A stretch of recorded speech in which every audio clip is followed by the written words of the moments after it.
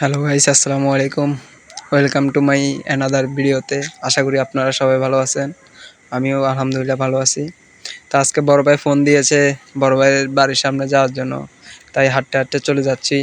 যেহেতু আমার আর বড় ভাইয়ের বাড়ি কাছাকাছি, তাই হেঁটে হেঁটে যাচ্ছি, গাড়িতে উঠি নাই।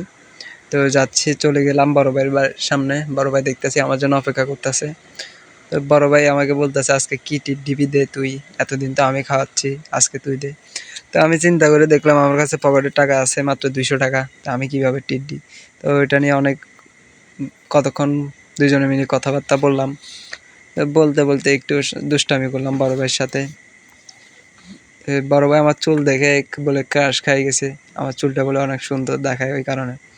দেখ, আমি বললাম আর আপনার পাম মারার দরকার নাই, টিট আমি দিব না, আপনি যদি পারেন দেন, আমার কাছে টাকা নাই, 200 টাকা আছে, এগুলো পকেট খরচ লাগবে আমার। তো যাক, অবশেষে বড় ভাই রাজি হলো। তারপরে বড় ভাইয়ের সাথে একটু দুষ্টামি করলাম।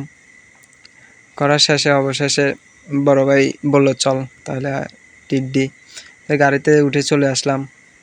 উঠে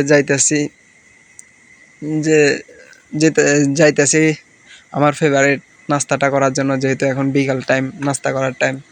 ওই টাইমে যেহেতু টিট দিবে, তাহলে তো নাস্তা করতে হবে, এখানে তো আর ভারী কিছু খাওয়া যাবে না।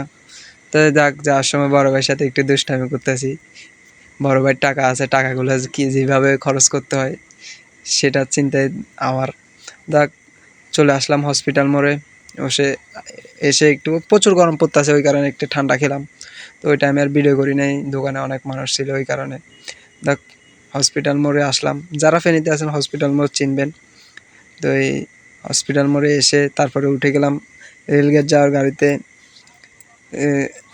আজকে ওয়েদারটা অনেক ভালো, গরম, একটু গরম পড়লেও মানে ওয়েদারটা একটু ভালো ছিল। তো দেখ, জিএমজিতে উঠে চলে যাচ্ছি।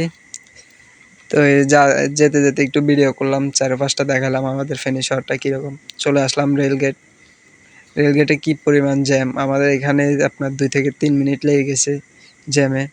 তো যাক, অবশেষে আবার চলে আসলাম আপ্যায়ন টাওয়ারে। আগের ভিডিওতে যারা দেখেছেন আপ্যায়ন টাওয়ার, তারা চিনবেন, সম্পূর্ণ রেস্টুরেন্টে ভরা।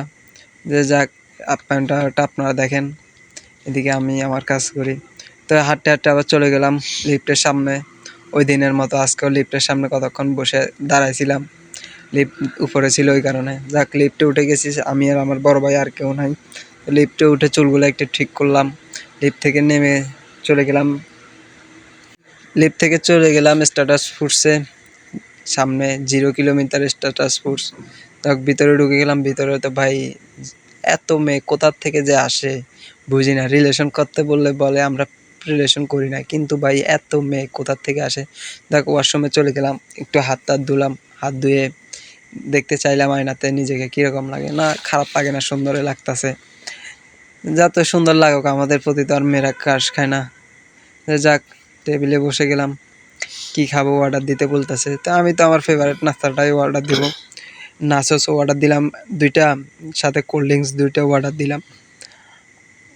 আমারটা যেহেতু স্পেশাল, তার জন্য আমারটা আগে চলে আসছে। তো আমি যে অর্ডার দিয়ে আসলাম, আমার স্পেশালটা আগে চলে আসছে, বড় ভাইটা পরে আসবে। এই দেখেন আমার নাচোস, এটা আমার ফেভারিট নাস্তা, মানে এটা সপ্তাহে 2-1 দিন না খেলে তো ভালোই লাগে না। এটার প্রতি মানে আমি একটা ক্রাশ খেয়ে গেছি। আপনারা যারা এটা খাইছেন তারা জানেন যে এটা কতটা স্বাদ। তো যাই হোক, নাস্তাটা মুখে নেওয়ার পরে তো মানে আমার পুরা রুহ শান্তি হয়ে গেছে। কি বলবো, এটা মানে স্ট্যাটাস ফুডসে এটা শুধু স্বাদ পাই, অন্য কোনো জায়গায় এটা পাই না। তো আজকের মতো এই পর্যন্ত ভিডিও। সবাই ভালো থাকবেন, আল্লাহ হাফেজ।